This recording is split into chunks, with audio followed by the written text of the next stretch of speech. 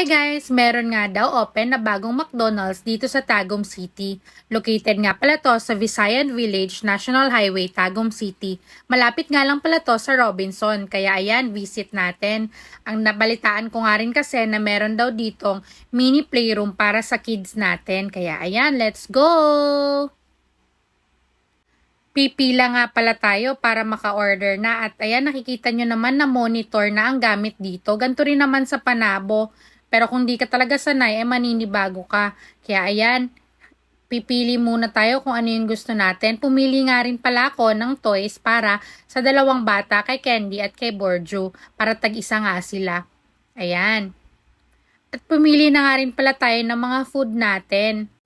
Pag hindi ka nga marunong, medyo malilito ka nga talaga, lalo na kung sanay ka sa Jollibee, which is person talaga yung mag-entertain para makuha yung orderin mo. Pero syempre, kailangan din nating matuto sa ganito. Ganito rin naman sa Panabo City. Kaya ayan, order muna tayo ng food natin. Syempre, after natin pumili, babayaran na nga natin. Maliit nga lang pala yung bill ko, nasa 800 lang.